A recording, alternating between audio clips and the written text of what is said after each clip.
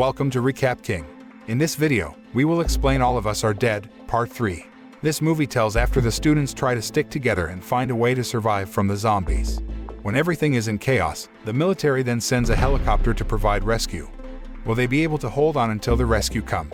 Or will they end up just like the movie title? Let's find out in All of Us Are Dead, Part 3. All of Us Are Dead Part 3 begins by showing Soju, who managed to survive the pursuit of the soldiers while trying to escape from the quarantine center located in the corner of Yosan City. Soju, who was shot in the stomach, then heads to the police station. After treating his wound, Soju took some equipment and weapons before finally fighting the zombies that were blocking him and leaving to pick up his daughter, who was trapped in Yosan High School. Meanwhile, at Yosan High School, Namra and Suhyuk are seen sitting alone, a bit away from their friends. Namra tells Suhyuk that she felt like she was dreaming when the infection spread through her body. She could smell such a delicious scent from Suhyuk's body that could arouse her hunger, so she wanted to bite him. Namra then reveals that after that, she heard Suhyuk calling her name, even though Suhyuk had never mentioned her name but only called her class president. It was Suhyuk's voice calling her name that made Namra came back to her senses. After that, Namra kissed Suhyuk lightly on the lips, as an expression of gratitude for all that Suhyuk had done for her, as well as her love for him, which Suhyuk welcomed because he also harbored the same feelings. On the other hand, Yoonji, who is immune to the bites of zombies, walks down the school corridor with a rumbling stomach. Yoonji then enters a room, but she immediately realized that there was someone hiding in the room, who was none other than a teacher, namely Mr. Jung. Very hungry, Yoonji devours the fish in the aquarium alive. Seeing this, Mr. Jung felt afraid of Yoonji and immediately hit the girl's head. But because Yoonji's body has turned into a half-zombie, she doesn't feel any pain, and instead attacks Mr. Jung. Although Yoonji and Mr. Jung is on the other side of the school, Namra can clearly hear Yoonji throwing up after biting Mr. Jung. Not only that, Namra can also clearly hear the sound of her friend's heartbeats, which is the effect of her body changes after being infected with the zombie virus from Gwynam. Realizing that they can't stay here forever because the zombies will continue to swarm in front of the room they're hiding in, Namra suggests that they get out of there immediately and head for the school roof. Apparently, Gwynam managed to survive, despite having been pushed down from a height by Suhyuk. When Gwynam is drinking from the water tap on the school grounds, he notices that someone is calling his name, which is none other than Myungwon, the head of the delinquent students who managed to survive by hiding under a truck. Realizing that now he has become stronger and immune to zombie attacks, Gwynam then pulls Myungwon out from under the truck, breaks his arm, then leaves Myungwon an easy target for the zombies. Returning to Namra and her friends, who are thinking of a way to get to the school's rooftop and get past the zombies. Onjo then suggests her plan to go to the rooftop by building a barricade, distracting the zombies using a loudspeaker, and sneaking out. From there, when there are no more zombies roaming the corridors, then lock them up in the music room. Without further ado, Onjo and her friends immediately take the first step of their plan, which is to build a barricade. Onjo then asks Suhyuk to untie Namra to make it easier for them to escape while avoiding any suspicion, because Onjo doesn't want people to misunderstand and corner Namra. Meanwhile, Hari and her friends have made a stretcher to carry the injured Jun-sung out of the gym. But suddenly the stretcher broke because it couldn't support Jun-sung's weight. Because the zombies started arriving, Hari and the others rushed back into the gym. Elsewhere, Jaeil and Hocheol plan to leave Chonsong Chicken Restaurant, while taking Hye-soo's baby on a motorbike parked there. When Jaeil tries to start the engine, he sees a little girl running fast to avoid being chased by zombies. Jaeil immediately saves the little girl and rushes back into the restaurant. Jaeil then hands the baby to Hocheol, then he tries to calm the little girl named Sabin, who is shaking with fear because she was being chased by a horde of bloodthirsty zombies, where one of the zombies is her own mother. Not long after, Jaeil and Hocheol then made some basic self-protection, so they wouldn't be easily bitten by zombies. Jaeil also made the protection for Sabin to protect the little girl from zombie bites.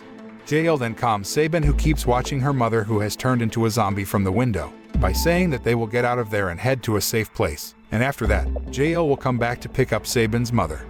They then rush to escape from there on motorbikes, while avoiding the zombies' attacks.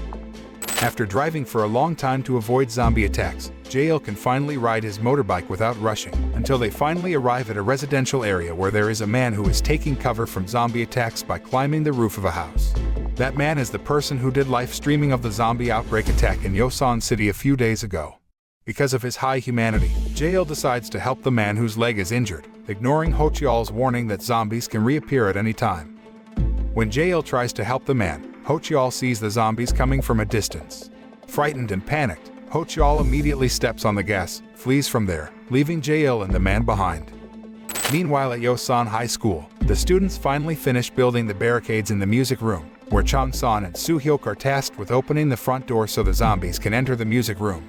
Soo-hyuk then asks Chang-san why Gwin-nam was so annoyed with him that he wanted to kill him.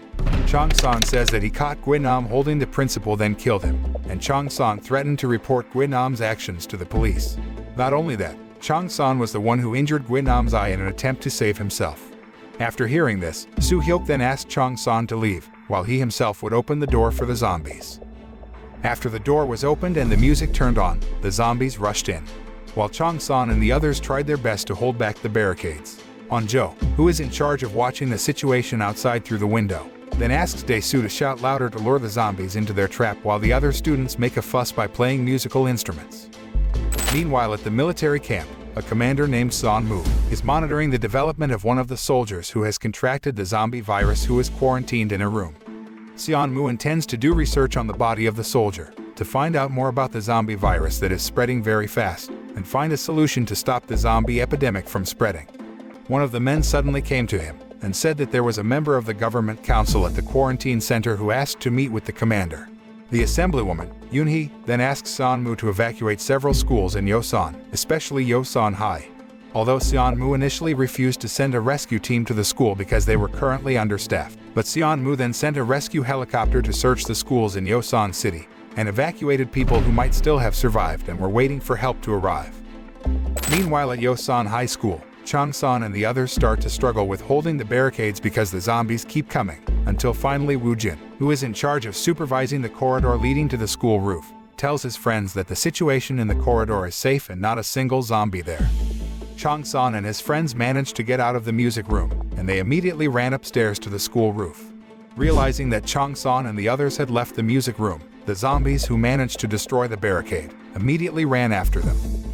At the same time, a rescue helicopter is heading to several schools, including Yosan High School, to evacuate people who have survived the zombie outbreak. On the school roof, Cheol-soo sees a rescue helicopter heading towards him, and at the same time, he hears loud banging as well as screams for help at the door leading to the roof, which is On-jo and friends trying to break the door. However, Cheol-soo refuses to open it, considering that he was often targeted for bullying by his classmates at school, and Cheol-soo now chooses not to care.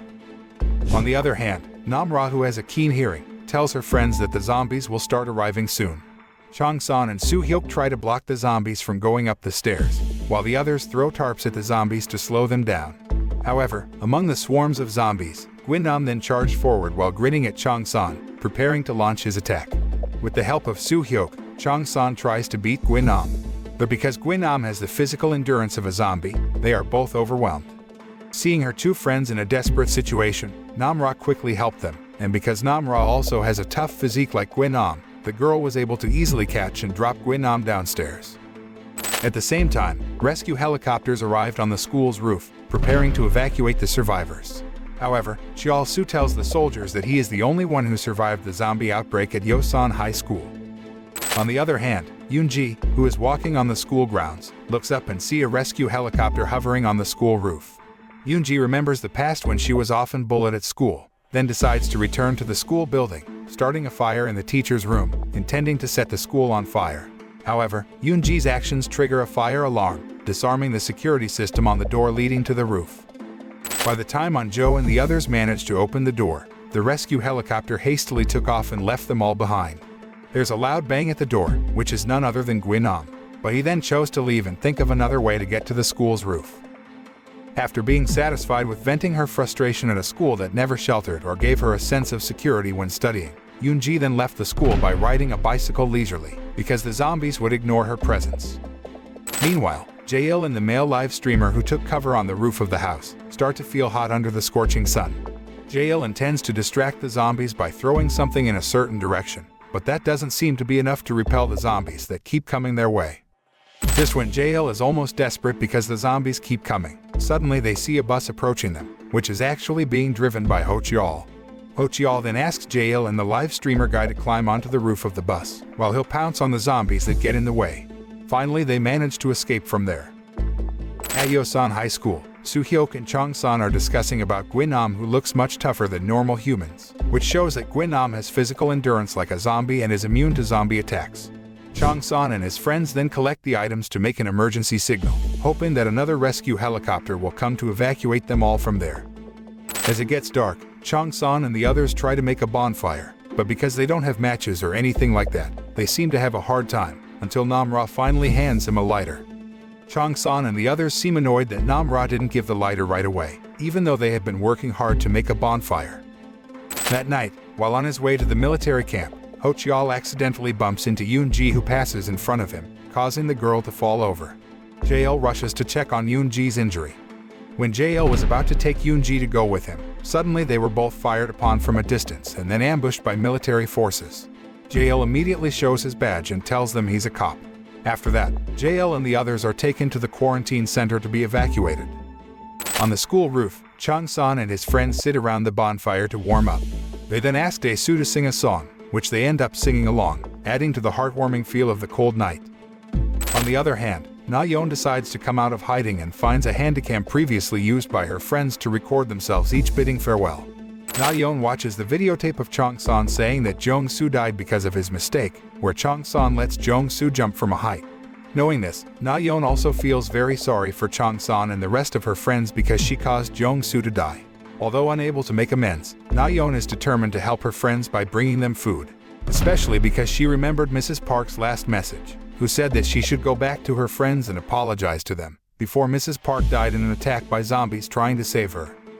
Na-yeon immediately put some snacks and canned drinks into her bag and ventured out of her hiding place. But Na-yeon instead met with Gwyn-nam, who was hungry and thirsty for blood, who immediately bit Na-yeon and killing her.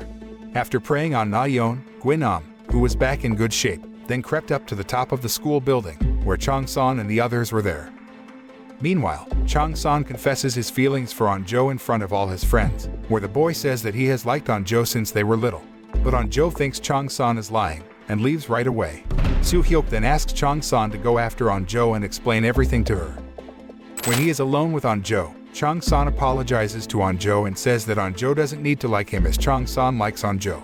However, An-jo, who was annoyed and had only thought of Chong-san as his best friend, then asked Chong-san to get out of her sight immediately.